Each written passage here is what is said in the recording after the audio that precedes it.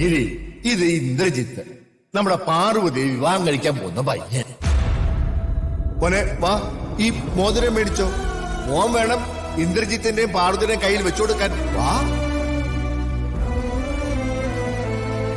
ഗിരിയേട്ടാ, ഗിരിയേട്ടാ, ഇതെന്തിരിപ്പാ ഗിരിയേട്ടാ ഇരിക്കണേ?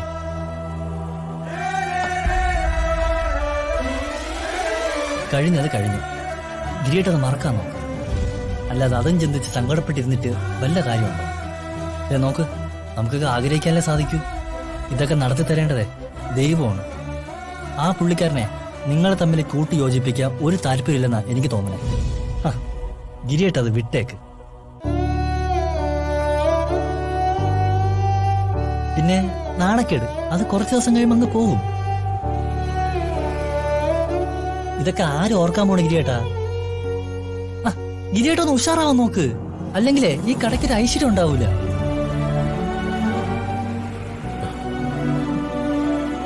ആകെ ഒരു മടുപ്പ, എല്ലാത്തിനും ഒരു ഉത്സാഹമില്ല. വീട്ടിലേക്ക് പോയാലോ എന്ന് ആലോചിക്കാം. പക്ഷെ അവിടെ പോയാലും സ്വസ്ഥത ഉണ്ടാവില്ല. എന്തൊക്കെയോ സ്വപ്നം കണ്ടു, എന്തൊക്കെയോ സങ്കല്പിച്ചും കൂട്ടി. എല്ലാം നഷ്ടപ്പെട്ടു പോയി. എന്ത് നഷ്ടപ്പെട്ടെന്നാ ഗിരിയേട്ടായി പറയണേ? ഒന്നും നഷ്ടപ്പെട്ടിട്ടില്ല. ഗിരിയേട്ടനെ ഇനിയും ജീവിതമുണ്ട്. ഗിരിയേട്ടനെ മാത്രം പ്രതീക്ഷിച്ചും ആശ്രയിച്ചും ജീവിക്കുന്ന 4 സഹോദരിമാരുണ്ട്. അത് മറക്കരുത് ഗിരിയേട്ടൻ. തളരരുത് ഗിരിയേട്ടാ. തലയ്ക്ക് മീതെ വെള്ളം വന്നാ അതിന് മീതെ വള്ളം. അങ്ങനെ ചിന്തിച്ചാ മതി.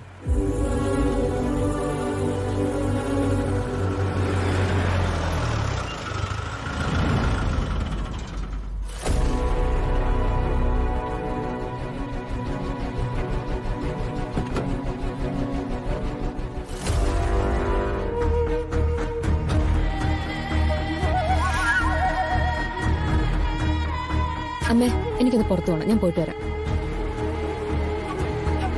മോളെ, നീ ഇപ്പോ പുറത്തേക്കൊന്നും പോവണ്ട.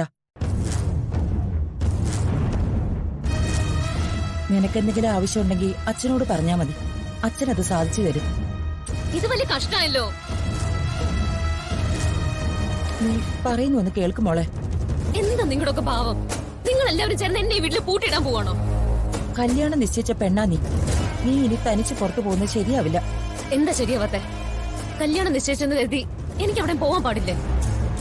അച്ഛനത് ഇഷ്ടമാവില്ല. എനിക്കൊരു സ്വാതന്ത്ര്യമല്ലേ ഈ വീട്ടില്? നിങ്ങൾ പറഞ്ഞതെല്ലാം ഞാൻ അനുസരിച്ചില്ലേ?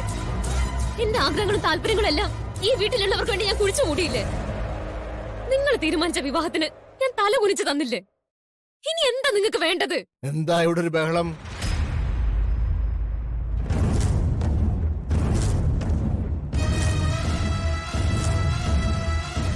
ബഹളമെന്ന് ചോദിച്ചത് കേട്ടില്ലേ?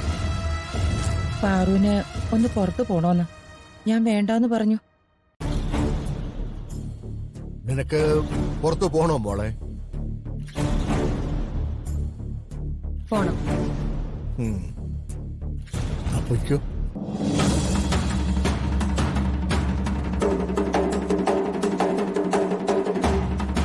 എവിടെയാണെന്ന് വെച്ചാ മോള് ഇഷ്ടത്തിന് പോയിട്ട് വാ.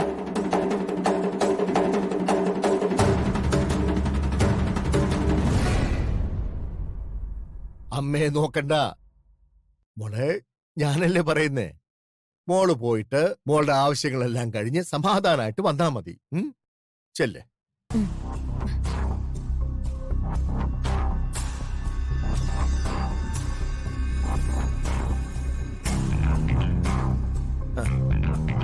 പട്ട എത്ര ഉയർത്തി വേണേലും പറഞ്ഞോട്ടെ.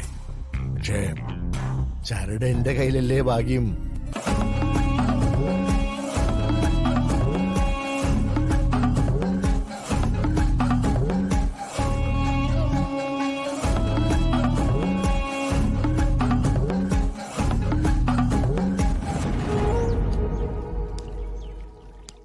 ആറു കാര്യം എന്താന്ന് വെച്ചാ പറ. ഇന്നലെ ഞാൻ എന്റെ പൂർണ്ണ മനസ്സോടെയാണ് ആ കല്യാണത്തിന് നിന്നുകൊടുത്തെന്ന് ഗിരിയേട്ടന് തോന്നുന്നുണ്ടോ?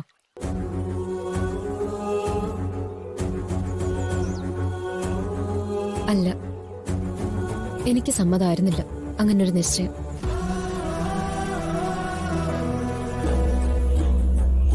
വീട്ടിൽ നടക്കാൻ പോകുന്ന ചടങ്ങ് എന്റെ വിവാഹ നിശ്ചയാണെന്ന് ഇന്നലെ രാവിലെ ഞാൻ അറിയുന്നത്. അതുവരെ അച്ഛൻ എന്നോട് ഇതേപ്പറ്റി ഒരു അക്ഷരം മിണ്ടിയിട്ടില്ല. എന്നോടൊരു അഭിപ്രായം പോലും ചോദിച്ചിട്ടില്ല. എല്ലാം അച്ഛന്റെ തീരുമാനമായിരുന്നു. അച്ഛനെ ആൾക്കാരുടെ മുന്നിൽ നാണം കെടുത്തരുതെന്ന് അമ്മ ആവർത്തിച്ച് പറഞ്ഞുകൊണ്ട് മാത്രം ഇന്നലെ ആ നിശ്ചയം നടന്നത്. പാറു, നീ എന്തൊക്കെയായി പറയുന്നു? സത്യമാണ് ഗിരിയേട്ട.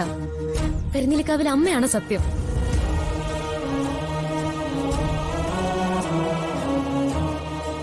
എനിക്ക് ആ ഇന്ദ്രജിത്തുള്ള വിവാഹത്തിന് താല്പര്യമില്ല. എനിക്ക് ആ ബന്ധം വേണ്ട.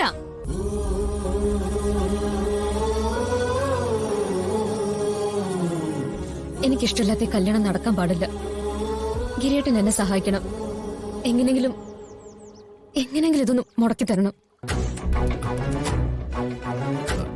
ഞാൻ നകുലന്റെ കാര്യം നിനക്ക് അറിയാമല്ലോ. യാതൊരു ഉത്തരവാദിത്ത ബോധവും ഇല്ലാത്തവനാണ് അവൻ.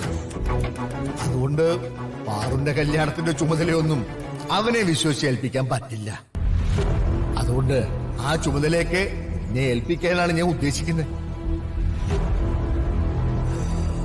പാറുന്റെ കല്യാണം മുന്നിൽ നിന്ന് നടത്തേണ്ടത് നീ ആയിരിക്കണം.